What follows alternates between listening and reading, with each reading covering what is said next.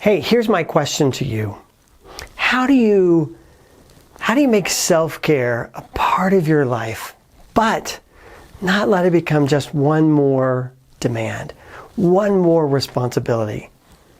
Oh yeah, I got 6 assignments to take care of, and I got to get myself to this hot yoga class.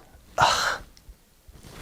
Well, what we're going to talk about today is exactly that. How to get away, I guess, from that list, that to-do list, and have the self-care just like one more thing in your already expanded to-do list. How to set up self-care so it's not a burden, so it's not a responsibility or just another task that needs to get done. And my hope today is also to talk a little bit about a new idea that you maybe have never thought about in terms of self-care, and see if we can really get you the self-care that you need. So, check it out. Hi, I'm Brett, psychotherapist and the executive director for the Gathering of Good People. The Gathering is a nonprofit dedicated to helping you with personal growth or emotional healing. And the way we want to do that, most importantly, is providing self-care groups or growth groups to anybody and to everybody who's ready to feel better and be successful. So I'm so glad you've tuned in and are checking this out. Today in particular, what we're talking about is teacher self-care. How can we help teachers in particular, and I guess it's true, anybody could use these same ideas, but particularly I'm targeting my teachers because we're going back to school, and I want to make sure that the teachers are getting the needs they want. But you're right, anybody who's watching could learn from this. Now, let me start off with a little bit of an interesting story. I actually posted this question on my Facebook page on the Gathering of Good People. And it was really interesting, the responses I got. The question basically was, how do you do self-care without it becoming another burden, another responsibility, another thing on your to-do list? And what was interesting was I got some really bad answers. I was hoping to get some, interesting insight and kind of get some other perspective. But the two answers I kept hearing over and over again were either one, that's a good question, don't know how to do that, which that one I can totally relate to.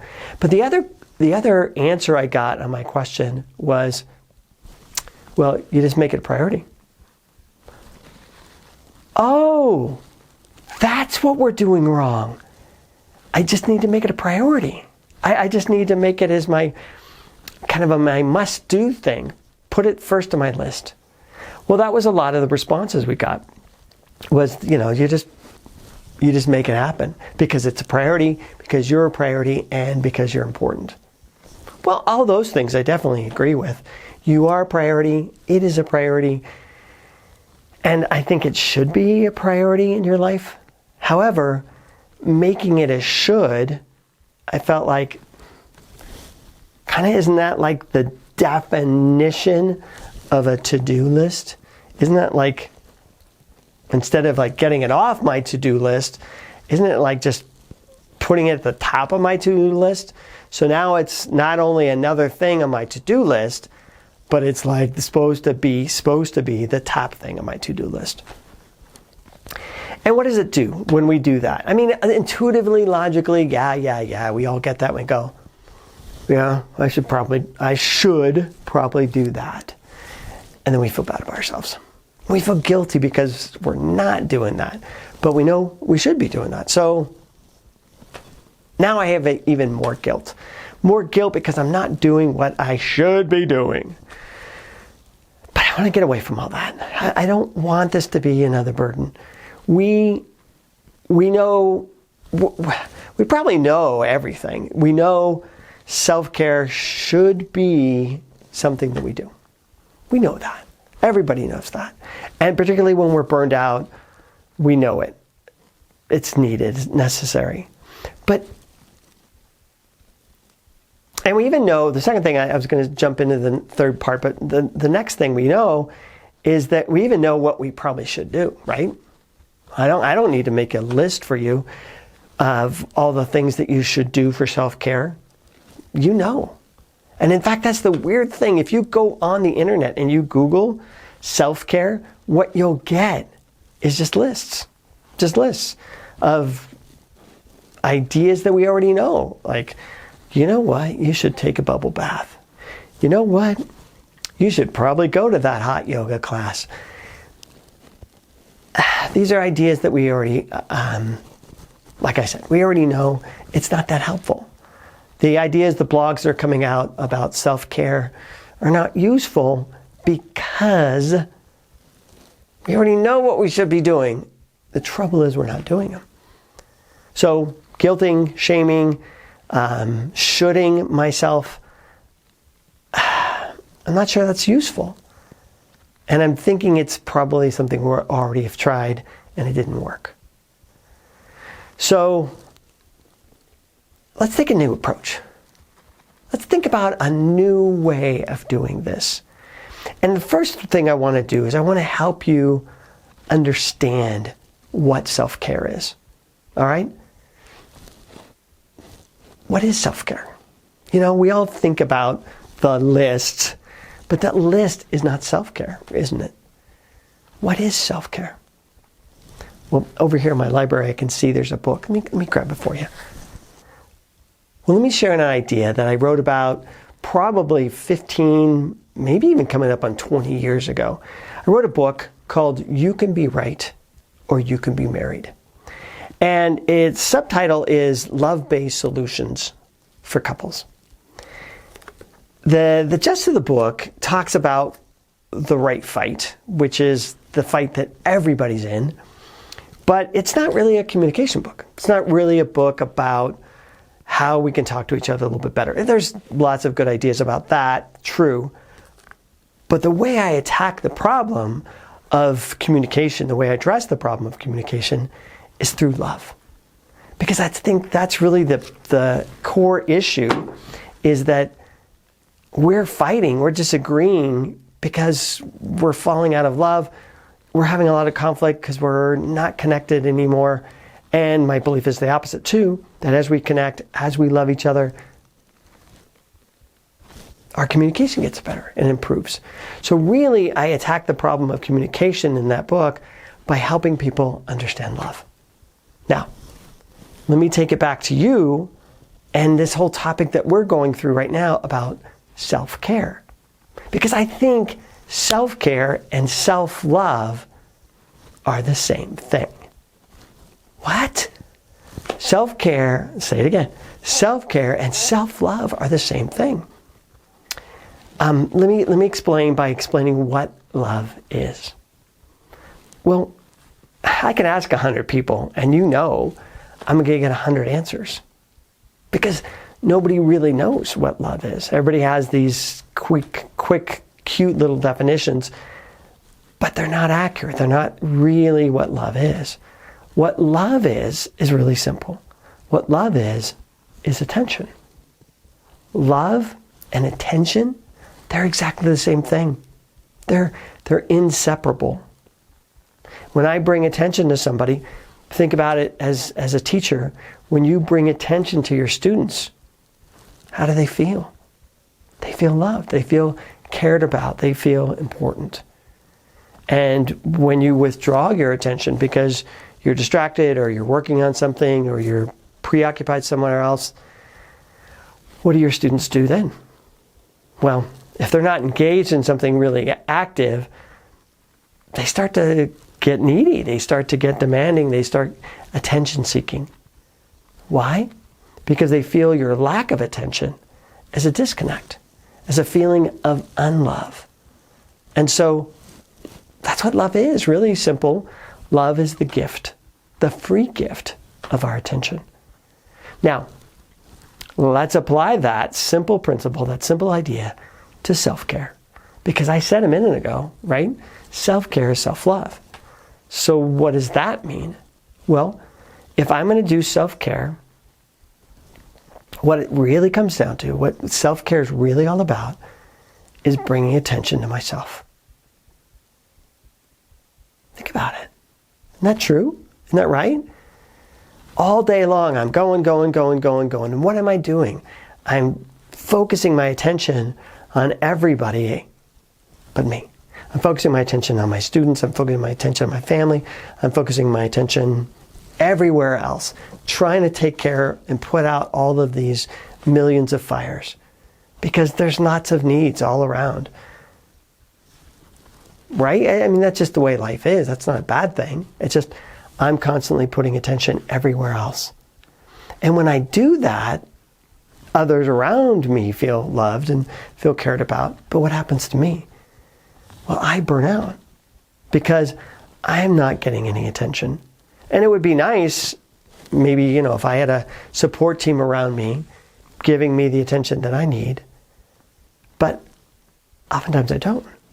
And so I think even more importantly, a support team is good, and we're going to talk about that in a minute because I think that is a good answer.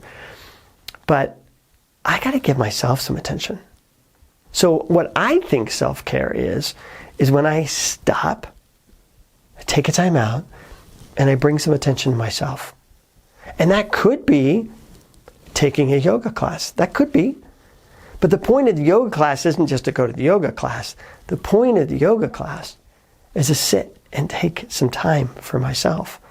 But I could take time for myself in other ways. I could take time, like some of the self-help lists say, I'm going to take a bubble bath or read a good book. I don't think there's a right answer. I don't think there's a thing, here is what self-care is. It's not a thing. It's a gift. It's a gift of your attention to yourself. And you can give yourself attention in 100, 1,000, 1,000,000 different ways. The point of self-care and self-love, right, as we talked about it, is to bring myself some attention. So maybe it's just stopping for a minute, shutting everything off for a second, focusing on myself for a minute, and maybe just taking a breath. Maybe that's self-care, right? Because I'm just focusing on me. Sometimes I like to, between patients, I like to just go out of my office. I usually slip out the back door because they have patients in the waiting room. So I slip out the back door and I just take a walk. Just take a walk around the building for a minute. And of course I breathe, right? Feel the sunlight, feel the sunshine, feel the fresh air. Get out of my office for a minute and just focus on me for a minute. And then, I take a quick lap around the building and then I'm good. I'm good because I brought some attention to me. I brought some attention to my own needs. That's what self-care looks like.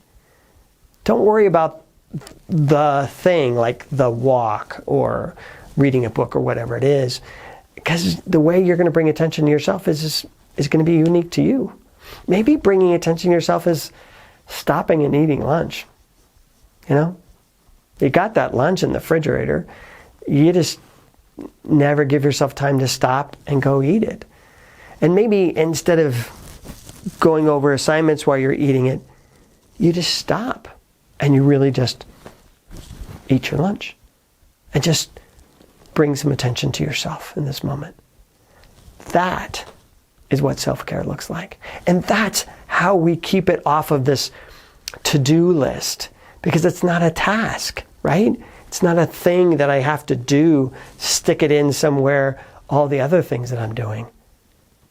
It's bringing attention to myself, focusing on myself for a minute, or 5 minutes, or 10 minutes, or an hour, whatever you need. Whatever you feel like you can do, I do it. And again, I wouldn't recommend that it has to be some specific amount of time, but do somewhere, and maybe multiple times throughout the day, stop and bring yourself some attention. Now, let me, as I said in the beginning, let me give you one more idea, one more suggestion that I think is going to really help. At the gathering of good people, what we do is we provide support. And what we do is we provide support groups. And guess what? We've created a special support group. We have our normal support group, the personal growth group. Anybody can join that. Go to our website, click the button there.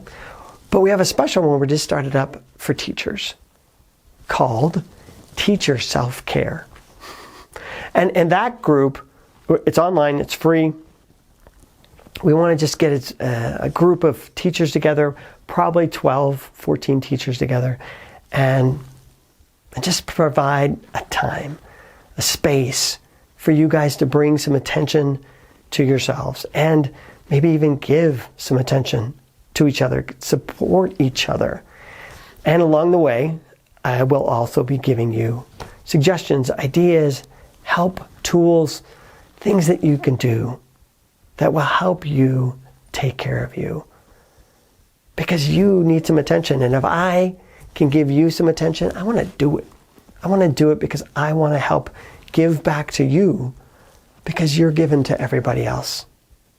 And I want to make sure that you get some of your needs met by getting some attention as well. So go to the gathering of good people, log in and join our teacher support group, or just join our personal growth group as well. They're going to function kind of similar. Again, I'm Brett R. Williams with the Gathering of Good People. And I really do look forward to meeting you soon. Take care.